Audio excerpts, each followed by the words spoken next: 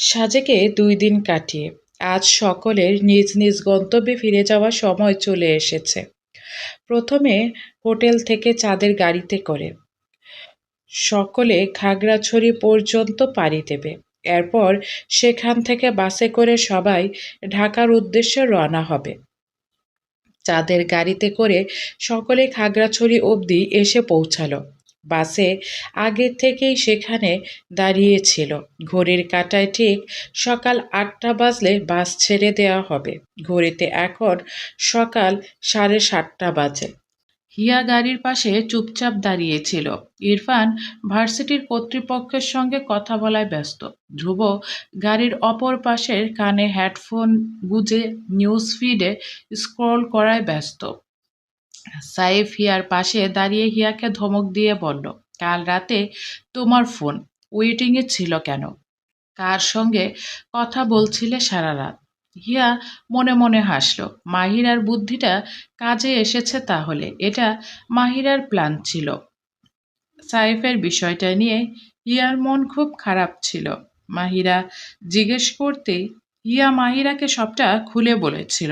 মাহিরা সবটা শুনে হিয়াকে বলেছিল, সাইফ ভাইয়া তোমার সঙ্গে এতদিন যেই ব্যবহারটা করেছে, এখন থেকে তুমিও সেটাই করবে। দেখবে ২ দিন পরে সাইফ ভাইয়া তোমার কাছে ছুটে আসবে। মাহিরার পরিকল্পনা অনুযায়ী হিয়া ভাব নিয়ে বলল, আমি যার সাথেই কথা বলি না কেন সেটা তোমাকে বলতে হবে? সাইফ রেগে গেল। এতদিন যাবৎ হিয়া কখনোই তার সঙ্গে এমন ব্যবহার করেনি। উল্টো সাইফ বরাবরের মতো হিয়াকে অবহেলা করে গিয়েছে। এখন হিয়ার কাছ থেকে এই অপ্রত্যাশিত ব্যবহারগুলো পেয়ে সাইফ মেনে নিতে পারছে না। সে হিয়ার হাত শক্ত করে চেপে ধরে হিয়াকে দাঁতে দাঁত চেপে বলল, ভুল করেও উল্টাপাল্টা কিছু করার চেষ্টা করো না। তোমাকে কখনো যদি আমাকে ছাড়া অন্য কোনো ছেলের প্রতি আকর্ষণ অনুভব করতে দেখেছি বা শুনেছি, সেই দিনই হবে তোমার শেষ দিন। Mind it. হুমকি দিয়ে সাইফ হিয়ার হাত ঝটকা মেরে ছেড়ে দিয়ে অন্যদিকে চলে গেল। হিয়া নিজের হাত ডলতে ডলতে বলল, ভালোবাসি বলে গ্রহণও করবে না, আবার অন্য কারোর সঙ্গে কথা বললে তেজও দেখাবে। এবার আমি সত্যি সত্যি একটা প্রেম করব। প্রেম করে হলেও এটাকে শিক্ষা দিয়ে ছাড়বো। হো। বাস চলতে শুরু করেছে নিজের গন্তব্যে। পুরোটা রাস্তা মাহিরা ঘুমিয়ে ঘুমিয়ে পার করেছে। কখন যে সাজেকে সেই মনমুগ্ধকর পাহাড়ি আঁকাবাঁকা পথ শেষ হয়ে গিয়েছে মাহিরা টেরও পায়নি। গাড়ি ক্যাম্পাসে এসে থেমেছে। এখান থেকে যে যার মতো নিজের বাড়িতে নিজ দায়িত্বে যেতে হবে। ঘড়ির কাঁটায় প্রায় রাত 10টা বেজে গিয়েছে। সব মেয়ে স্টুডেন্টদের বাড়ি অবধি নিয়ে যেতে কোনো না কোনো পরিবারের সদস্য এসেছে। আরোহীকে নিতে তার বাবা এসেছে। আরোহী মাহিরা থেকে বিদায় নিয়ে চলে গেল। মাহিরা বিষণ্ণ দৃষ্টিতে আশেপাশে সবাইকে দেখছে। কারো ভাই এসেছে তো কারো বাবা এসেছে। মাহিরা মনে মনে বলল, আজ যদি আমার বাবা বেঁচে থাকতো, বাবুও নিশ্চয়ই আমাকে বাড়ি নিয়ে যেতে আসতো। মাহিরার চোখ থেকে কয়েক ফোঁটা অশ্রু গড়িয়ে পড়ল। সে চটজলদি করে ওড়না দ্বারা নিজের চোখ দুটো মুছে নিল। ইরফান ড্রাইভিং স্টিয়ারিংয়ে হাত রেখে মাহিরার এত সময় ধরে পর্যবেক্ষণ করে চলেছিল। মাহিরার বিষণ্ণ দৃষ্টি ও চোখ থেকে গড়িয়ে পড়া কয়েক ফোঁটা পানি সবটাই ইরফান দেখেছে। ইরফান এক ঢোক গিলে নমনীয় দৃষ্টিতে মাহিরার দিকে দৃষ্টি রেখেই ভাবল, মেয়েটাকে বাড়িতে নিয়ে যেতে কেউ আসেনি? স্ট্রেঞ্জ।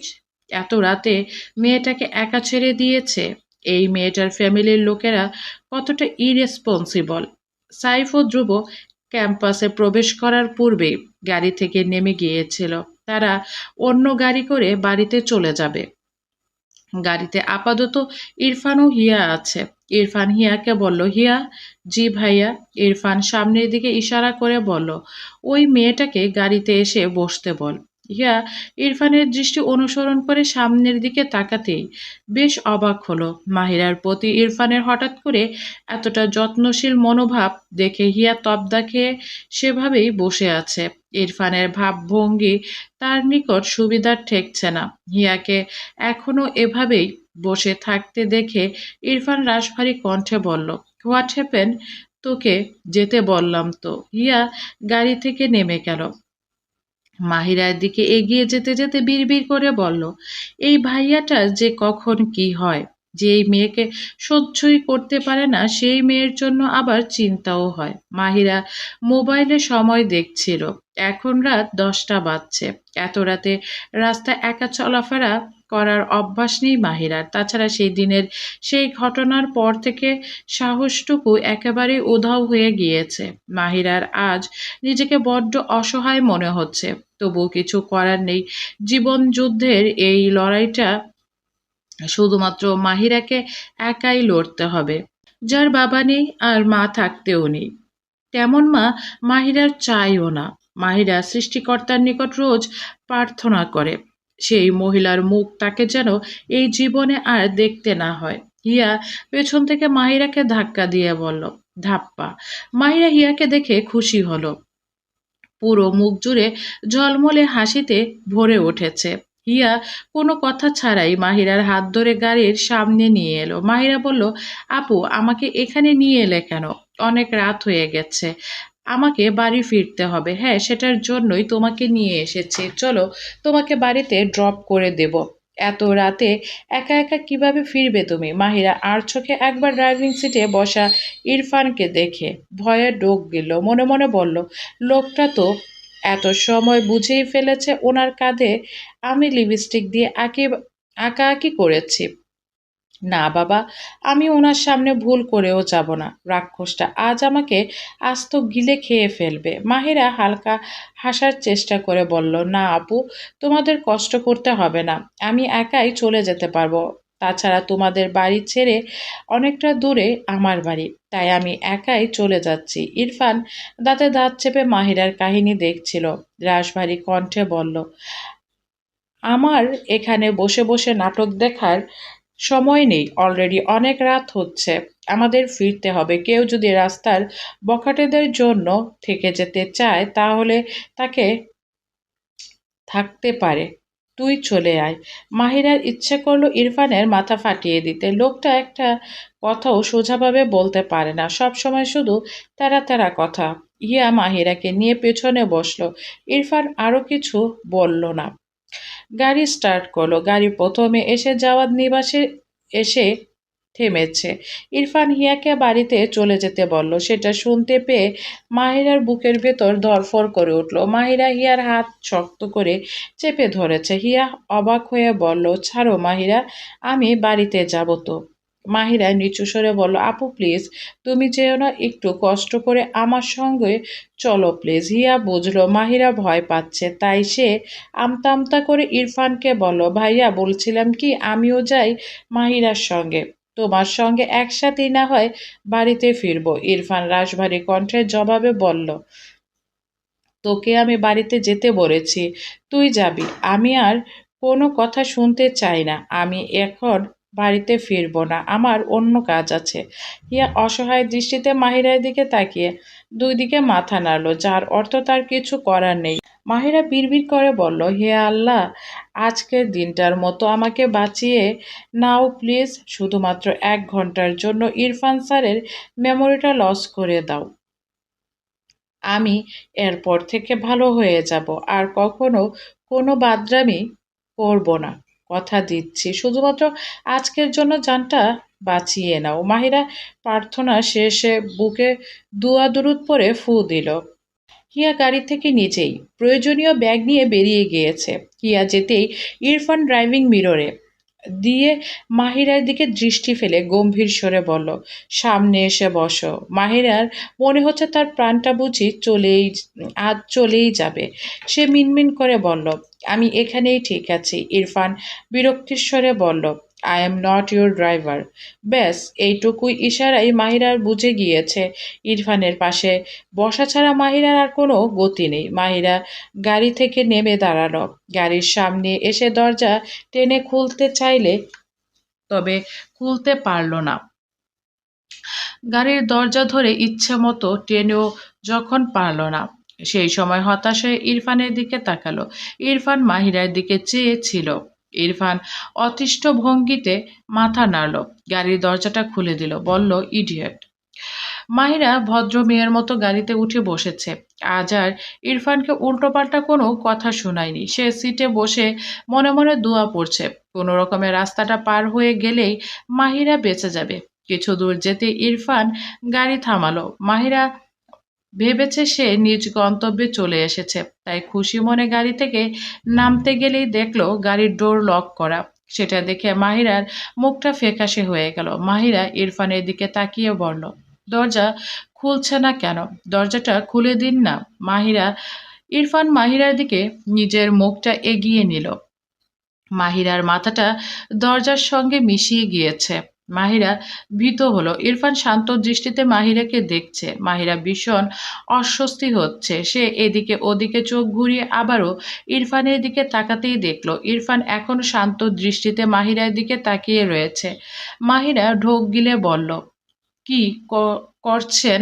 আমাকে যেতে দিন প্লিজ। ইরফান মাহিরার দিকে শক্ত চোখে তাকিয়ে প্রশ্ন করলো, আমার কাঁধে কি লিখেছিলে সেই দিন? মাহিরার বুকের ভেতরে ছেদ করে উঠল। মনে মনে ভাবলো, ইরফান স্যার বুঝে গিয়েছে। এবার তোর কি হবে মাহিরা? মাহিরা নিজেকে স্বাভাবিক করার চেষ্টা করে বলল, কোথায়? আমি কিভাবে আপনার কাঁধে কিছু লিখবো বলুন? এটা কিভাবে সম্ভব? ঠিক যেভাবে তুমি আর আমি সেই দিন রাতে একই ঘরে ছিলাম, ঠিক সেভাবেই। মাহিরা থম থতমত খেয়ে গেল কথাটায়। ইরফানের কথাটার অর্থ অন্যদিকেই গড়াচ্ছে। মাহিরা মিনমিন করে বলল, আমি কিছু করিনি। ইরফান আরও একটু মাহিরার নিকট এগিয়ে গেল। মাহিরা জানালার সঙ্গে একেবারে মিশে গিয়েছে। ইরফান শান্ত গলায় বলল, do you think you are so innocent? Mahira দুদিকে মাথা নাড়ল। ইরফান বলল, so you are not innocent, right? Mahira বিভ্রান্তিতে পড়ে গেল। সে আসলে কি বলবে? মাহিরা নিজের জালে নিজেই ফেঁসে গিয়েছে, এটা খুব ভালো করে বুঝেছে। ইরফান শান্ত স্বরে বলল, তুমি আমার সঙ্গে কিছু করবে আর আমি টের পাবো না, এটা সম্ভব? মাহিরা দুদিকে মাথা নেড়ে বলল, ভুল হয়ে গিয়েছে। ভুল করলে তো সেটা পানিশমেন্ট পেতে হবে, রাইট? ইরফানের নিজের প্যান্টের পকেটে হাত ঢুকিয়ে সেদিনের সেই লিপস্টিকটা বের করে মাহিরার সম্মুখে ধরলো। সেটা দেখে মাহিরা হেঁচকি উঠে গেছে। সেদিন মাহিরা লিপস্টিকটা খাটের ওপাশে ফেলে দেওয়ার পর আর উঠাতে মনে ছিল না। পরবর্তীতে লিপস্টিকটা ইরফানের হাতে পড়েছিল। ইরফান সেটা ফেলে দিতে চেয়েও ফেলে দেয়নি। কিছু একটা মনে করে লিপস্টিকটা নিজের প্যান্টের পকেটে ঢুকিয়ে রেখেছিল। ইরফান দাঁতে দাঁত চেপে বলল, অসভ্য লিখেছিলে, রাইট? ফাইন। এবার এটা নিয়ে তুমি তোমার গালে লিখবে, I am a stupid girl. মাহিরার নাক লাল হয়ে এসেছে। এখনই কেঁদে ফেলবে ভাব। নাক টেনে বলল, আমি এটা লিখতে পারবো না।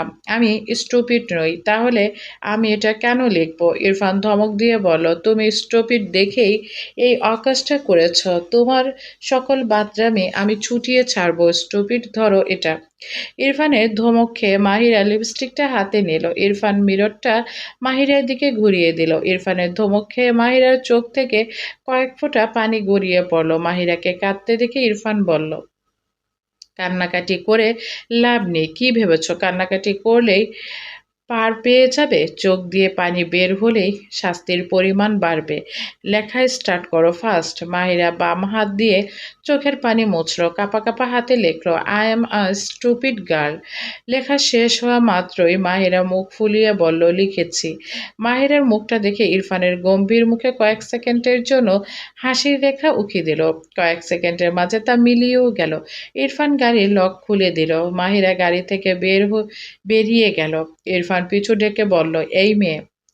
মাহিরা পেছনে ঘুরে তাকালো। ইরফান গম্ভীর স্বরে বলল, এত রাতে বাহিরে একা একা চলাফেরা করবে না। তোমার ফ্যামিলির লোকেরা তোমাকে রাতে একা ছেড়ে দেয় কিভাবে? তাদের কোনো দায়িত্ব জ্ঞান নেই? ফ্যামিলি কথাটা মাহিরার মনটা খারাপ হলো। ইরফান সেটা খুব ভালোভাবেই লক্ষ্য করেছে। ইরফানের অবচেতন মন বলছে, এই মেয়েটার মাঝে অনেক কিছু চাপা রয়েছে, যেটা সে প্রতিনিয়ত নিজের মাঝে লুকিয়ে রাখছে। মাহিরা ইরফানের কথার প্রত্যুত্তরে সোজা জবাব দিতে গিয়েও দিল না। তেরা গলায় বলল, সেটা আমি বুঝে নেব। ইরফানের চোয়াল শক্ত হলো, দ্রুত গতিতে গাড়ি স্টার্ট দিয়ে চলে গেল। মাহিরা সেটা দেখে ভেংচি কাটল। গালের একপাশে ওড়না দ্বারা ঢেকে চোরের মতো বাড়ির ভেতরে প্রবেশ করলো। দেখতে দেখতে 2 দিন কেটে গিয়েছে। মাহিরা 2 দিন ভার্সিটিতে যায়নি, শুধুমাত্র টিউশন পড়াতে গিয়েছিল। এই 2 দিনের মাঝে ইরফানের সঙ্গে মাহিরার দেখা হয়নি। মাহিরা যেই সময় সাফওয়ানকে পড়াতে যায়, ইরফান তখনই বাড়িতে থাকে না। আজ মাহিরা ভার্সিটিতে যাবে। তৈরি হয়ে সিঁড়ি দিয়ে নামার সময় দোতলার দরজার খোলার শব্দ হলো। মাহিরা শব্দ পেয়েই এই বাড়ির বাড়িওয়ালার স্ত্রী দরজা খুলেছেন। মাহিরা তাকে দেখে সালাম দিল। ভদ্রমহিলা সালামের জবাব দিয়ে বলল, দুটো দিন কই ছিলে তুমি? একা মাইয়া মানুষ থাকো, কই যাও না যাও সেটা আমরা টেরও পাই না।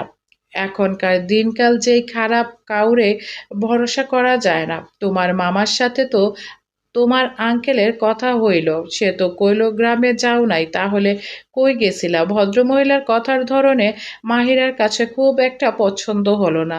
তার কথার দ্বারা এটাই ইঙ্গিত দিচ্ছে মাহিরা খারাপ কোনো কাজে জড়িয়ে পড়েছে। মাহিরার কণ্ঠ ধীরতা মিশিয়ে জবাব দিল, আমার ভার্সিটির ট্যুর ছিল 2 দিনের জন্য, সেখানেই গিয়েছিলাম।